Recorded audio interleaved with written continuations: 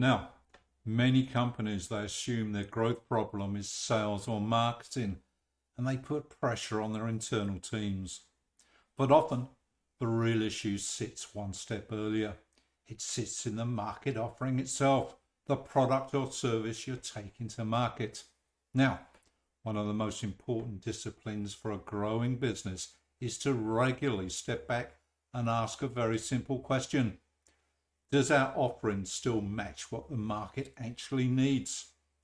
Because markets evolve, customer expectations evolve too, technology evolves, and competitors evolve, and sometimes businesses continue selling what worked 5 or 10 years ago while the market quietly moves on. Hey, you might not be sufficiently customer focused. I mean, we hear about the term being market driven, and it's absolutely sacrosanct. And this is where I come from. Everything has to be driven by the marketplace as to what your market's looking for, and then you internally wire back into your business the various strategies, your resources, the various programs you need to deliver that market needs.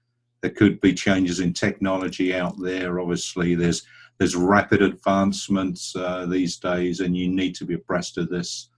And again, an example here is you might need to change your product or service offering because there's changes on the landscape in terms of regulatory requirements. It could be your particular product.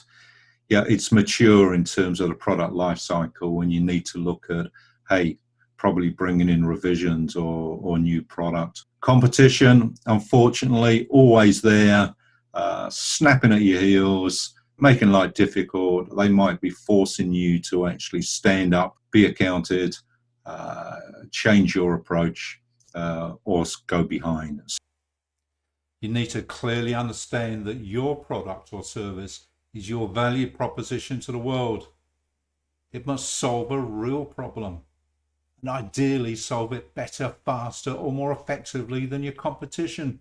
What's your value proposition? What are you offering out there that you believe customers will want over and above what your competition are offering? So with this video, I encourage you to actually home in on 3 things. First, listen to the market. Talk to customers, talk to distributors and agents, talk to salespeople. Be open, not defensive, not too attached to what you may think is a great product. Ask them, where are the frustrations? Where are the gaps?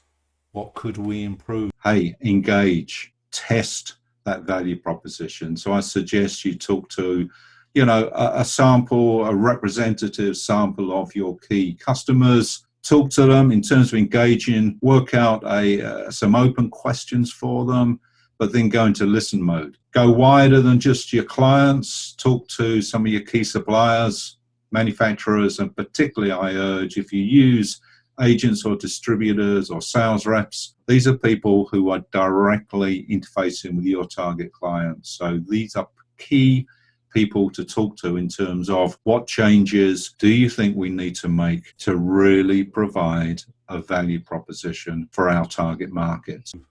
Secondly, review your current portfolio. Honestly, which offerings are strong, which are becoming mature? Where are competitors catching up and leapfrogging? And thirdly, create space for innovation. Now, sometimes the answer is improving what you already have. Indeed, small steps often produce huge results. And sometimes the answer is developing something new. But the key is to stay market-driven rather than internally focused. So in closing, let me say that businesses rarely lose momentum overnight.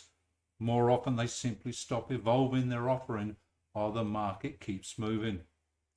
And the companies that continue to grow are the ones that keep asking, what does the market need next? And then they position themselves to deliver it ahead of the competition with bold and honest steps that are grounded on real market input.